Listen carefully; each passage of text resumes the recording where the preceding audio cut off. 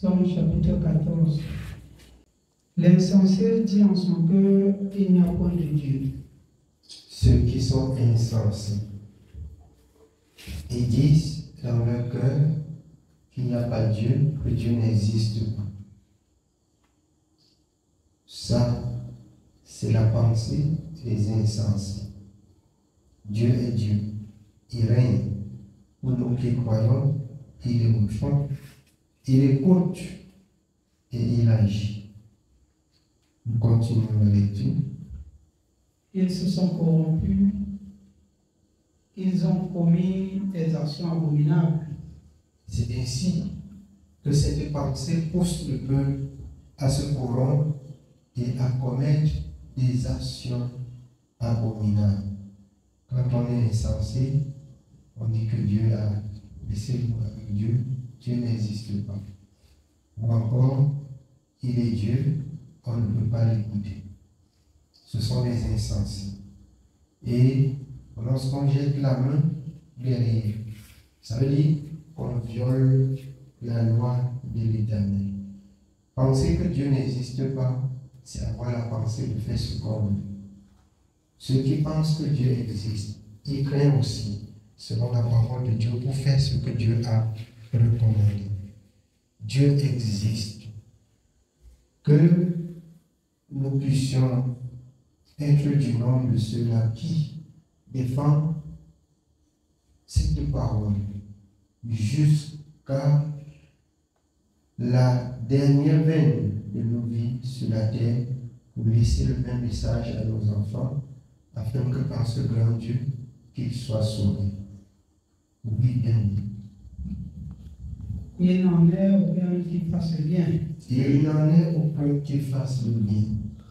Dieu regarde, Dieu voit que le monde tout entier vive dans la perversité,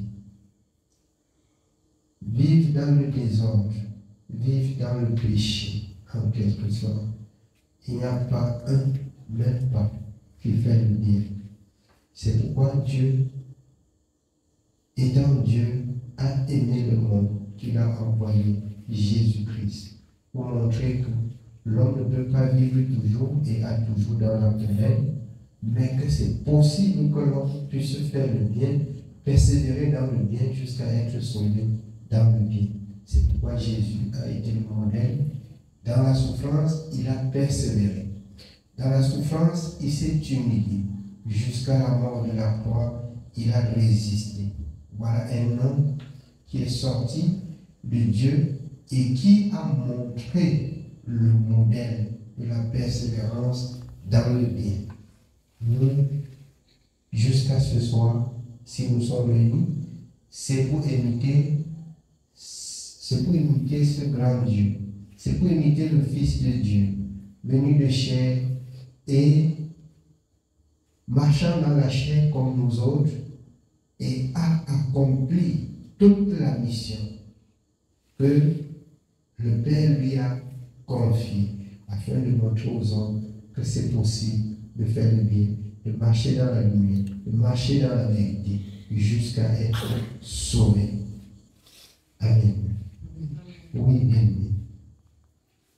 L'Éternel du haut des cieux regarde les fils de l'homme pour voir s'il y a quelqu'un qui soit intelligent, qui cherche Dieu. Pour voir s'il y a quelqu'un qui soit intelligent, qui cherche Dieu. Je nous exhorte, dans les bons comme dans les mauvais moments, que Dieu nous accorde la grâce d'avoir la pensée qui retourne toujours vers Dieu, qui recherche toujours la face de l'Éternel, qui s'humilie toujours devant Dieu, pour voir s'il y a un homme qui soit sage pour chercher Dieu.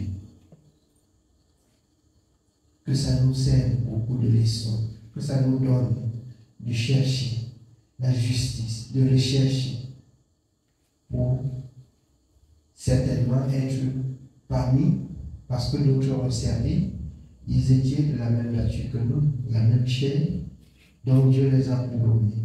Ils sont entrés dans le repos. Donc, à la transfiguration, Jésus a présenté quelques-uns qui ont dit non au mal et oui au bien pour atteindre la perfection. C'est possible. Oui, bien oui. Tous sont égarés, tous sont pervertis. Tous sont égarés, tous sont pervertis. Vous voyez, et l'amour de Dieu pousse Dieu à envoyer Jésus-Christ. Si nous ne trouvons pas du repos en Jésus-Christ, c'est que nous sommes morts. C'est que nous sommes morts. Le repos ne se trouve qu'en Jésus. Souvenez-vous de ce que vous chantez tous les jours. Le repos ne se trouve qu'en Jésus. Oui, bien aimé. Tous ceux qui commettent l'iniquité ont-ils perdu le sens? Tous ceux qui commettent l'iniquité ont-ils perdu le sens? Tous ceux qui pêchent, qu'est-ce qui traverse leur tête? Qu'est-ce qui n'a pas marché? Ont-ils tous perdu le sens? Que Dieu nous accorde la grâce de rester dans la parole de la vérité, sans perdre l'essence. Oui, bien aimé. Ils dévorent un peu, ils le prennent pour nourriture, ils n'invoquent point l'Éternel. Ils n'invoquent point l'Éternel. Ils n'invoquent point l'Éternel. C'est lui qui a dit, invoquez-moi au jour de la détresse, et je vous délivrerai, je vous soutiendrai, je vous porterai. Jusqu'à votre jeunesse, je vous ai porté, jusqu'à l'extrême vieillesse, je vous porterai. Ne vous fatiguez pas de rechercher la face de l'Éternel. Ne vous fatiguez pas de vous humilier devant Dieu. Ne vous fatiguez pas de l'invoquer, de l'appeler, jusqu'à ce qu'il vienne à notre secours. Amen. Oui, bien. C'est alors qu'ils trembleront d'épouvante quand Dieu paraîtra au milieu de la race juste. Jeter le pauvre sur l'espérance du malheureux, l'Éternel est son refuge. Oh, qui fera partie de Sion, la délivrance d'Israël? Qui fera partie de Sion, la délivrance d'Israël? Jésus-Christ. Qui fera partie de Sion, la délivrance d'Israël? Isaïe l'a prophétisé. Un enfant nous est né, un fils nous est donné, et la domination se repose sur son épaule. Il s'appellera Dieu puissant. Dieu puissant. Voilà celui qui part pour délivrer Israël. Oui, bien. Quand l'Éternel ramènera les captifs de son peuple, Jacob sera dans la détresse, Israël se réjouira. Nous allons au chapitre 15, au verset 1. Ô Éternel, qui séjournera dans ta tente, qui demeurera sur ta montagne sainte. Après que le libérateur sera venu, qui est celui qui va s'abriter dans la tente de l'Éternel? Qui est celui qui ira à la montagne de l'Éternel? Oui, on continue. Celui qui marche dans l'intégrité, qui pratique la justice et qui dit la vérité selon son cœur. Celui qui marche dans l'intégrité, celui qui pratique la justice, c'est celui-là qui ira dans la tente de l'Éternel. C'est celui-là qui ira à la montagne de l'Éternel. La justice, la vérité, l'équité. C'est de ça qu'il s'agit quand on a reçu le Seigneur Jésus. C'est de ça qu'il s'agit. Oui, bien aimé. Il ne calomnie point avec sa langue. Qui ne calomnie point avec sa langue. Celui-là qui ne mal parle pas. Celui-là qui parle quand c'est nécessaire et il parle selon Dieu. Voilà celui qui grand Dieu. Oui, bien aimé. Il ne fait point de mal à son semblable. Qui ne fait point de mal à son semblable. Oui. Et il ne jette point le pauvre sur son prochain. Il ne jette point le pauvre sur son prochain. C'est-à-dire, jeter le pauvre sur son prochain, c'est bon. Alors, jeter le tort sur quelqu'un d'autre, c'est pas ça. Sur quelqu'un d'autre, tu jettes le tort. Il faut parler selon Dieu. Il faut parler selon Dieu. Oui, bien. Il regarde avec dédain celui qui est méprisable, mais il honore ceux qui craignent l'Éternel. Il honore ceux qui craignent l'Éternel. Honorez ceux qui craignent Dieu.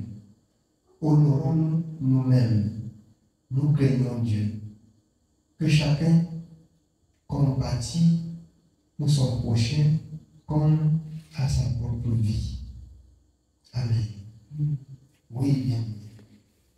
Il ne se retarde point s'il fait un serment à son préjudice.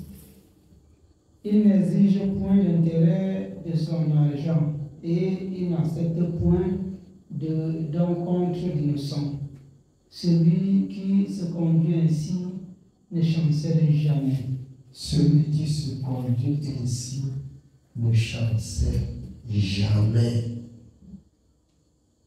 Nous avons beaucoup de difficultés parce que nous avons oublié cette part. On chancelle, on tombe, on se repart, on se relève, on tombe. Celui qui ne chancelle jamais. Oui, bien. Que Dieu soit béni. C'est le message de ce soir.